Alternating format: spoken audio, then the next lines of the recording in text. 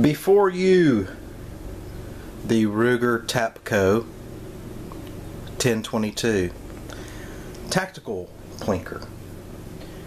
Thanks for tuning in. This is the third video out. Still learning my way through the YouTube universe. Hopefully the videos are getting better. Hope you guys liked the intro. I liked it better than the previous videos, so we'll continue to get better. Just takes time. It's a lot more work than you think, but it's worth it because it gets a lot of things that are in your head out to you guys and kind of gives us some clarity on this stuff. Again, Ruger 1022, this is a 2013 model that started life as the standard cheapest carbine you can buy. I bought it from Academy Sports, for those that are familiar. $199. Had the wood stock, 18.5-inch barrel, just the base gun, because I knew I wanted to go down this avenue and turn it into kind of a tactical trainer, a fun, economical gun that we could hang bits of junk off of, and that has a kind of a cool look. And this is what we ended up with. That's a Tapco Intrafuse trainer stock. At the time I purchased it, those things were a little over $100, $120, somewhere in that region. I picked up the bipod vertical grip at a gun show. Those are $20. I heard they were junk, but that one's been fine. I've used it on my AR and on this gun quite a bit. It's a tad long, but that's what she said. But it functions fine. It hasn't worn out yet, so $20 well spent in my opinion. Installation of the stock is as you can imagine. Removing the old stock, we take the barrel band off. We take the bolt out of the bottom of the stock, which is captive on the factory. This one includes a new one. Pop that in, get your safety in the right position, and the top rail there has 6 screws that go on. I've taken it out of there several times to clean it. Not that big of a ordeal. The stock itself, 6-position butt stock on that, works great. A little loose like everything, but functions great. Cannot complain one bit about the Tapco stock. Moving up top there is my point of discontent with this gun. That is a Pursuit X1 1x40mm red dot. It does red, green, and blue with 3 brightness variations for each. I got in a bit of a hurry when I bought that. It was there in front of me and I wanted to get the gun together in one day. The price point on it was pretty good, around 50 or 60 bucks if memory serves me well, and that thing just kind of sucks, to be honest with you. To get into a small review of the Pursuit, the dot on it is more of an exploded star look, so sometimes you get some haloing and it's hard to tell. It's hard to be really precise with it. I don't care for it. It's probably going away. I do not recommend it. I believe that's Bass Pro Shop's house brand. It's not 100% garbage. It's just not very good either. I don't care for it. It's hard to deal with when you're trying to be a little bit more precise, and I realize that red dot's not going to be quite as precise as a scope, but at short distances it's not really good. I really can't describe. You guys know what I'm talking about with haloing and starred effects and things like that, and you look in there and it's like, wow, that should be a dot, and it's kind of looks like supernova or something to that effect. Down bottom, Ruger BX25, my favorite higher capacity magazine for the Ruger 1022. I also have some, and they're not handy of course, some Hot Lips Butler Creeks, and you know, they've been pretty good. People complain about them and say they're horrible, and they're not 100%, but they're, you know, they're mid-90s as far as reliability and feeding. I don't have that many issues with them, but so far the BX25 100%, and well worth the money. I'm seeing them both locally and online for around $25, which is what I paid for that one, and it's great. Also, you'll notice here as I reach around the camera, there's the standard. That's what it came with. 10 round rotary, also ultra reliable. This one happens to be where I keep my CCI quiets, so when I want to go stealth, I'll pop this magazine in and it gets really quiet. I like those a lot. You saw the footage at the beginning. Most of that was with this stuff right here, Remington Golden Bullets, the 525 value pack. I've had, you know, hit or miss results with these. In this gun, they've been fine. And lately they've been okay in my other 22s, but 22 hard to find. You take what you can get, and I've had really good luck with those. Those have been muy bueno. So, you know, back to a little bit of history of the 1022. It's no surprise this is the 50th anniversary year. It's been around since 1964, based off of a design from the Deer Slayer, I hope I'm remembering that correctly, 44 Magnum carbine, which at one time I owned one of those also. And like so much of my stuff with a dad with Alzheimer's, it has gone missing. So as luck would have it, a buddy of mine has one, so I did get to shoot one recently, and a lot of fun. Big wallop for sure. 44 Magnum has a little bit of recoil to it, even out of a carbine. I remember it out of handguns, it was a pretty good bit to hold on to, but 44 mag, even out of a gun of this size or smaller, pretty good wallop. So that's where this gun that gun was discontinued, I want to say in the late 70s, early 80s. This has lived on. and I'm glad it has, because it's really one of my favorite guns, bar none.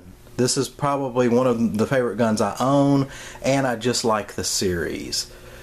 It's ultra reliable. The accuracy is there. The customization is there, as you see with this one. And you can go the other end of the spectrum and make it a bench rest gun. You can do so much with these to hunting rifles. I mean, it just goes on and on and on. If there's any question of which 22 to buy, in my mind, it's always a 1022. Everybody should own one. Everybody should own a couple or more, because there's so much you can do with them. And this one is kind of the fun gun around here. It's so much fun to shoot. It looks cool, and it's super reliable. And in my mind, it's accurate. Not as accurate as it could be with better optics and better trigger. That is the factory trigger. Perhaps different barrels, which there are tons available from all over the place. But yesterday I played with that red dot a little bit. I think this is around 15 rounds. It's in the video. That's at 50 yards with Remington, that golden bullet bulk stuff. And you know, in this general region right here, you can see them fly in the video. As I got a little more focused on that dot, and I hate to make excuses like, oh, you just suck, that's what's wrong, you just suck. Probably so, but I think I could do better with a different optic. It's just, you know, you'll see a dot here and then this halo dot up here, as you're like, is it that one or is it that one? And you just kind of pick one and try to hold in the same spot, and you know, we flew off over here. That's okay. I mean, 50 yards, not a great distance, but it's not right up in your face either, so it's I'm somewhat pleased with that. You guys tell me what you think, especially, you know, these. I mean, those are all touching. There's 3 more touching. There's 2 more touching. You know, not bad. I haven't done anything to improve the accuracy of this gun. I mean, nothing. Factory barrel, factory trigger, as stated. Kind of crummy optic, and that's what you can kind of expect. Maybe a better shooter. How about that? Better shooter would do better. But 50 yards, I mean, let me put this up to my hand. That's not I wasn't shooting at a huge target. I don't have huge hands, like giant hands or anything, but I don't know. What is that? 2.5 inches? For all of them, and these are dime size. I mean, covered that up with my finger. But anyway, you can get a lot more accurate with these guns, is what I'm getting at, by changing out different parts. Like I said, go with a different barrel. Ruger makes one with target barrels. Tactical Solutions, is it Green Mountain, Kid, Clark. Clark happens to be a neighbor of ours, so in that sense of the word, that they are right down the road from us, and sell some great products for the 1022.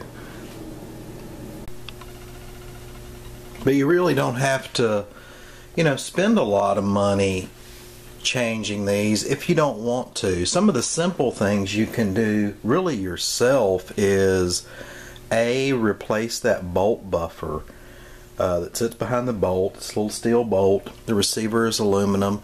The bolt is steel, so when the bolt comes back there and slams into that pin, over time it can wear out your receiver. So tons of places sell those. They're like $3 to $5. You can find them at gun shows. I made my own. I took some 1/4-inch tubing and put a brass pin inside of it, so my bolt now hits nylon tubing, kind of backed with a brass pin. It made it a little quieter. I noticed yesterday when I was shooting it, it seemed a little quieter since I've done that. Another thing I didn't mention earlier on the customization of this gun is that fantastic flash hider up there, and you can find those on Amazon. I think I paid $8 or $9 for that. Slips on there, has a set screw. Everybody says in the reviews that the set screw will strip out. It will. That's the truth. So mine is, I use some metal glue, I believe from Gorilla, to put that on there. So it's probably marred up at the end of the barrel. I really don't care. I mean, it was a $200 gun to start with. I've got less than $400 in it. It's been excellent fun and absolutely love it. So if it's scratched up there, finding a replacement Ruger barrel to fit it would be no problem, or going with something a little nicer would be an option also. So to move along, oh, I want to mention one more thing. When you buy one of these guns, when you buy a Ruger 1022, before you rush out and go shoot it, which is what I did, and what most people are going to do anyway, but I'm going to say it anyway, take the thing apart and clean it really well. There's a lot of overspray and kind of metal shaving, kind of metal dust in the receiver. I take it completely down, take the bolt out, and take some steel wool and really try to smooth out the top of that receiver, because the bolt slides back and you can hear some scraping and it sounds like you're using sandpaper. So if you do that and then you take some metal polish, and there's about 6 points on the top of the bolt that mate with the receiver in there, including the top of the charging handle. Take some metal polish, maybe a Dremel just with a polishing tool, and get those nice and shiny is what I did, and cleaned it out really good. Clean the bore.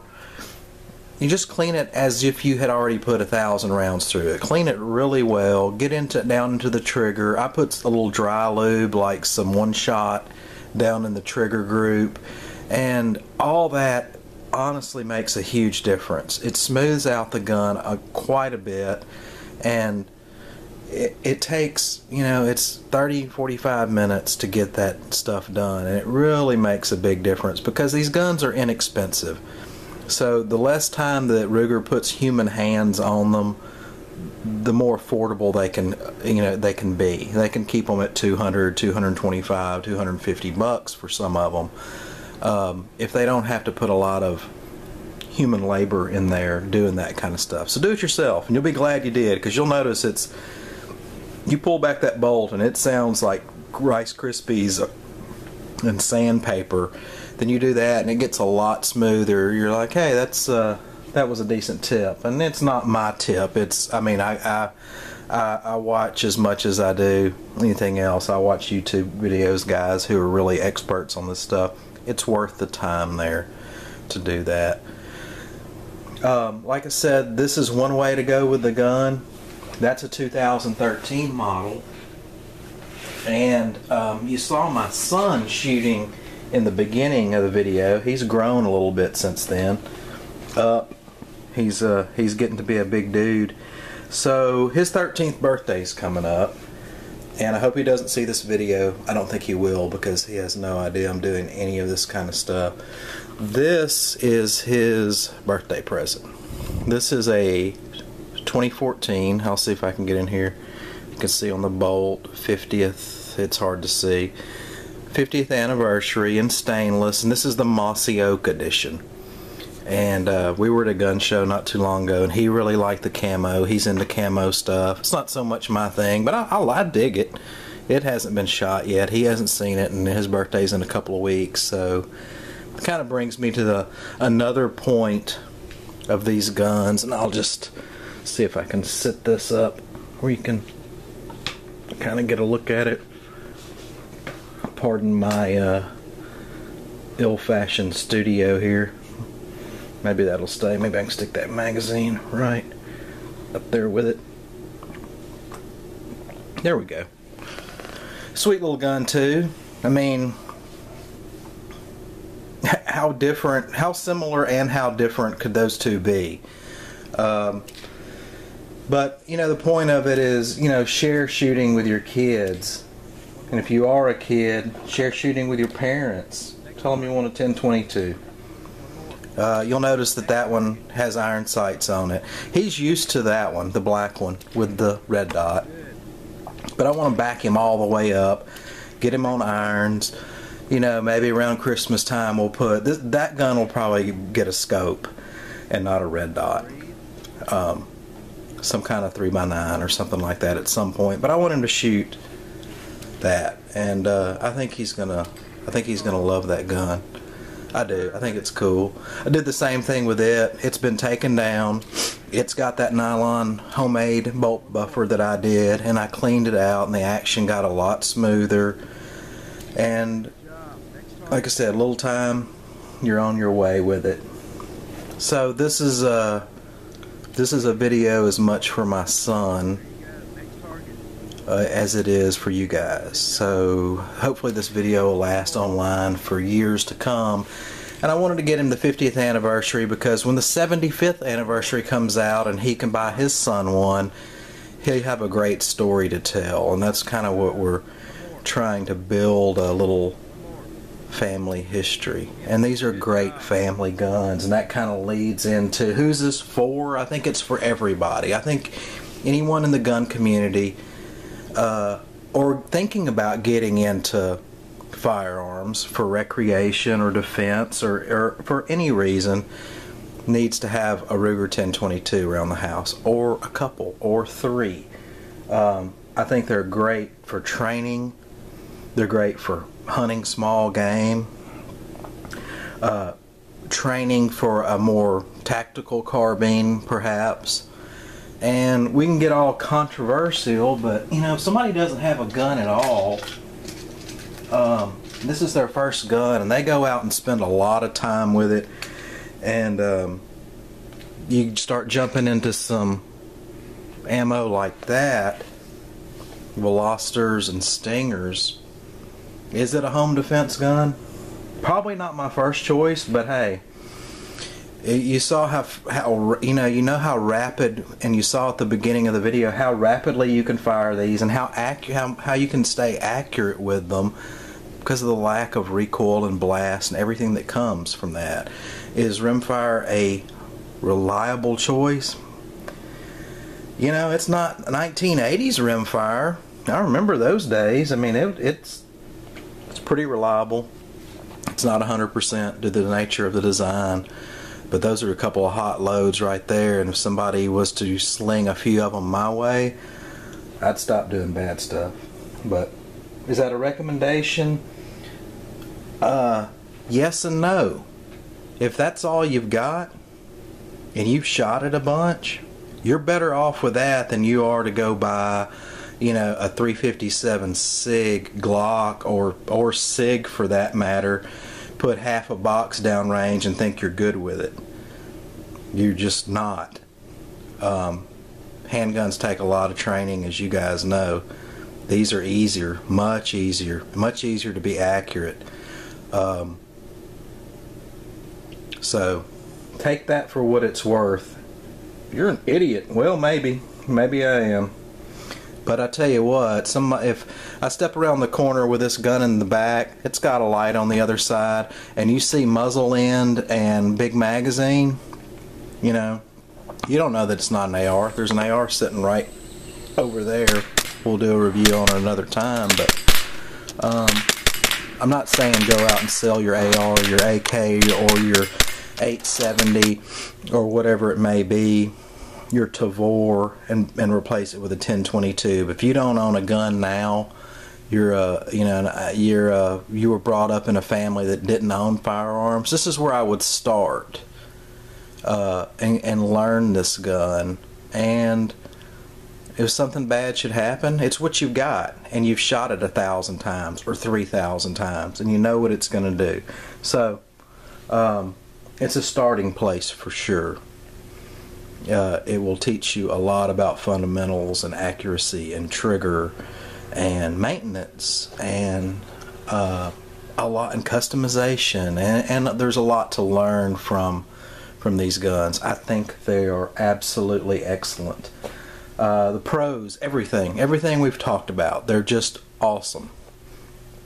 The newest magazines, like I said, the BX25s really took it over the top. They're so reliable, and you can maintain them. You can clean those magazines, take them apart. There's a billion accessories for these things. Just whatever you want to do can be done to these. Everything about them I like. If there's one con, there's not a last shot bolt hold open, and probably never will be.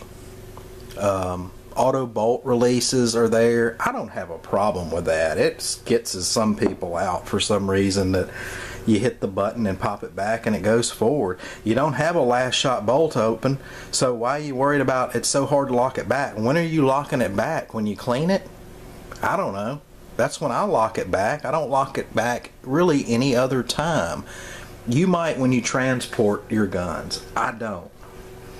Maybe it's a law that I don't know about. I don't know, you know. So, it's just not a big deal to me. You can fix it yourself with a Dremel. You can buy a $6 or $7 part and fix that. They all have the extended magazine release now, the newer models. That used to be an issue. That's taken care of. I just don't really have many qualms with these. And mine, that one, the black one, has been in the Tapco stock, has been super reliable. I've yet to have an issue when shooting it with any kind of ammo with the BX25 or the 10 round. It's just been great. And I'll probably do another one. I'll probably build another one. Probably not a tactical one. I mean, that kind of serves its purpose as kind of look and feel of my AR. It's fun. People dig it, and people kind of, I want one of those. Of course, Ruger makes their own SR22 rifle. It's much more expensive. I don't think I'd rather do this or a Troy, or the dozen other ones that make tactical stocks. They don't have to be tactical. I mean, this one feels cool too. They feel like two totally different guns, but like I said, I haven't shot that one yet, but it's so light, and you can just kind of toss it around. It's easy to get on target. At least it feels like. I haven't had the opportunity yet. I'm saving that. Like I said, that's my son's 13th birthday present, so I think he's going to dig that also. That's it, guys. The Ruger 1022. This is the 50th anniversary year. Go get you a couple of them. Just buy two and configure them different and have a blast with them, and take your kids shooting and take a friend shooting that's never shot. Very inexpensive way to go when you can find the ammo. I think it's coming back. But enjoy the Ruger Tapco Tactical Plinker and its new friend.